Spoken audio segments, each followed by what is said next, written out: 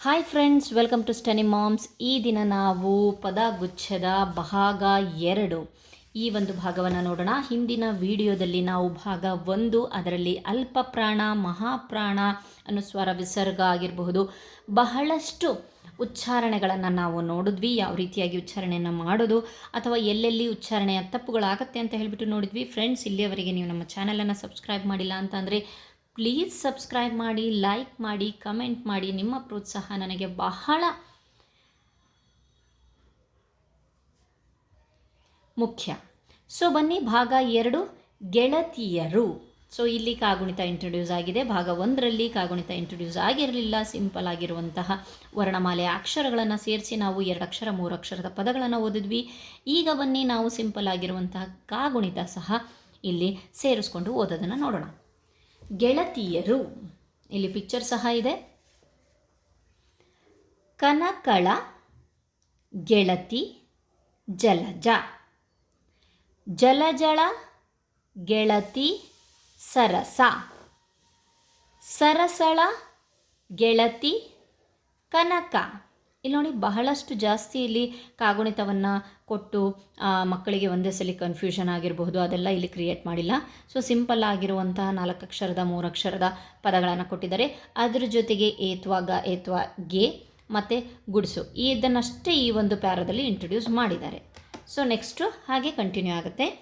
ಇವರಿಗೆ ಬೇಕು ಯಾವಾಗಲೂ ಸರಸ. ಸೊ ನಾವು ಫಸ್ಟ್ ಹಂತದಲ್ಲಿ ಅಥವಾ ಪ್ರಾರಂಭಿಕ ಹಂತದಲ್ಲಿ ಮಕ್ಕಳಿಗೆ ಯಾವ ಅಕ್ಷರ ಯಾವ ರೀತಿಯಾಗಿ ಉಚ್ಚಾರಣೆ ಮಾಡೋದು, ಯಾವಾಗ ದೀರ್ಘ ಬಂದರೆ ಅದನ್ನು ಎಳೆಯೋದು, ಸೊ ಅದನ್ನೆಲ್ಲ ನಾವು ಹೇಳ್ಕೊಡ್ಬೇಕಾಗತ್ತೆ. ಸೊ ಅದಾದಮೇಲೆ ನಾವು ಈ ವರ್ಕ್ಶೀಟ್ಗಳನ್ನು ಒಂದು ಇವ್ಯಾಲ್ಯೂಯೇಷನ್ ಅಥವಾ ಮೌಲ್ಯಮಾಪನದ ಒಂದು ಹಂತದಲ್ಲಿ ನಾವು ಇದನ್ನು ಬಳಸ್ಬೋದು. ಓಕೆ, ನೆಕ್ಸ್ಟ್ ನೋಡೋಣ. ಕಮಲ, ಕಾಳ. ಕಮಲ, ಕಾಳ. ಕಮಲ ಕಾಳನ ತಂಗಿ. ಅವರ ತಂದೆ ಕೃಷಿಕ. ಕೃಷಿಕ. ಕಮಲೆಗೆ ಕುದುರೆ ಕಂಡರೆ ಒಲವು. ಕಾಳನಿಗೆ ಕೋತಿ ಕಂಡರೆ ಒಲವು. ಕಮಲ ಕಾಳ ಕೊಳದಿಂದ ನೀರು ತಂದರು.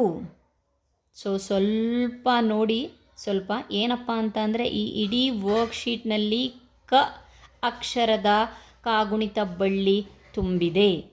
ಮಕ್ಕಳು ಕ ಅಕ್ಷರದ ಕಾಗುಣಿತ ಬಳ್ಳಿಯನ್ನು ಈಸಿಯಾಗಿ ಐಡೆಂಟಿಫೈ ಮಾಡಿದ್ಮೇಲೆ ಈ ವರ್ಕ್ಶೀಟನ್ನು ಕೊಟ್ಟರೆ ಪರ್ಫೆಕ್ಟ್ ಆಗುತ್ತೆ. ಕೈ ಕಾಲು ಮುಖ ತೊಳೆದರು.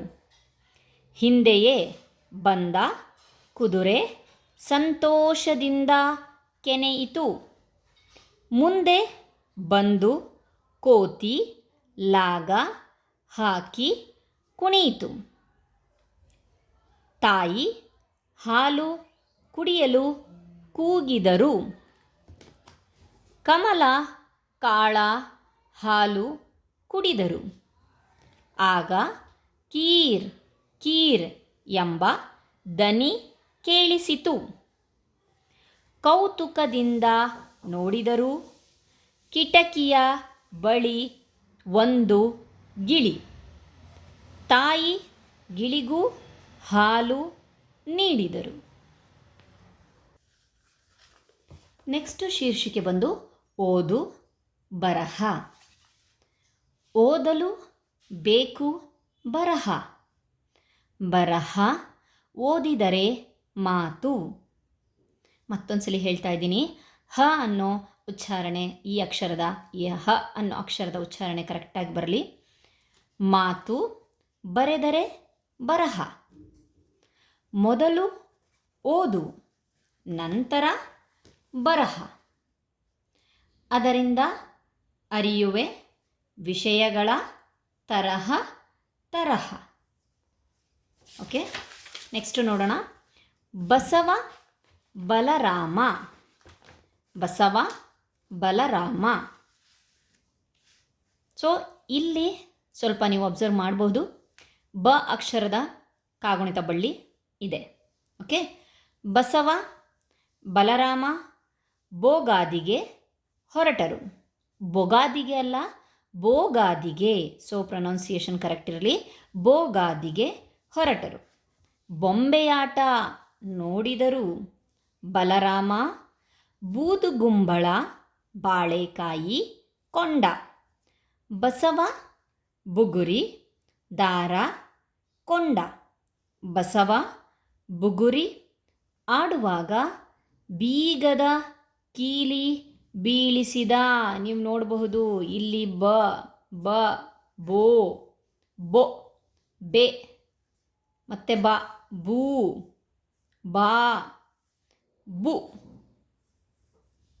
ಬು ಬಿ ಬಿ. ನೋಡಿ, ಇಡೀ ಬ ಅಕ್ಷರದ ಕಾಗುಣಿತ ಬಳ್ಳಿ ಇಲ್ಲಿದೆ ಅಲ್ವಾ. ಬಸವನ ನಾಯಿ ಬೈರ ಬೈ. ಬೀಗದ ಕೀಲಿ ಹುಡುಕಿತು. ಬಸವ ಬಲರಾಮ ಬೈರ ಬೇಗ ಬೇ ಬೇ ಬೇಗ ಬೇಗ ಮನೆಗೆ ಬಂದರು.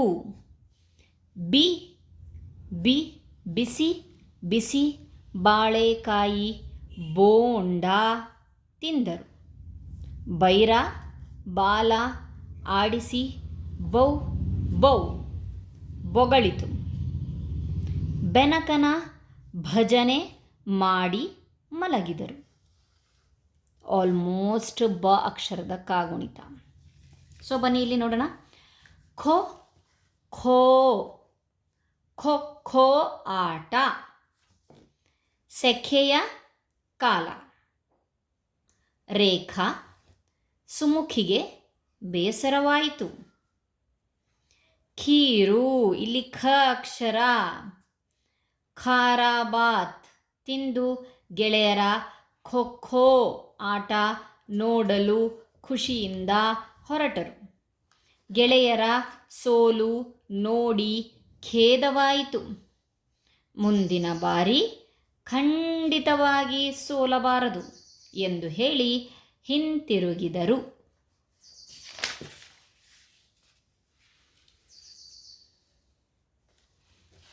ನೆಕ್ಸ್ಟ್ ವರ್ಕ್ಶೀಟಲ್ಲಿ ಕೆಲವೊಂದು ವರ್ಕನ್ನು ಕೊಟ್ಟಿದ್ದಾರೆ. ಕಾಗುಣಿತ ಪದಗಳನ್ನು ಕಥೆಯಲ್ಲಿ ಓದಿಸಿ.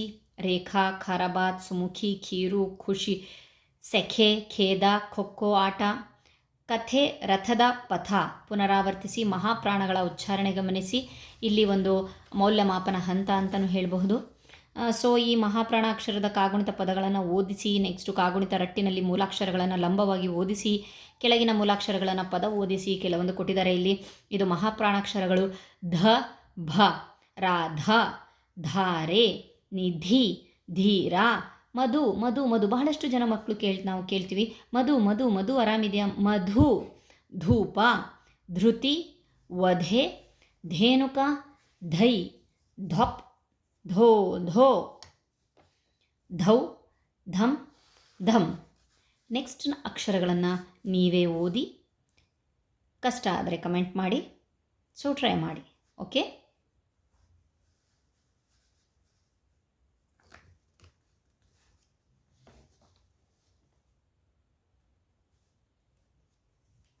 Okay, thank you friends.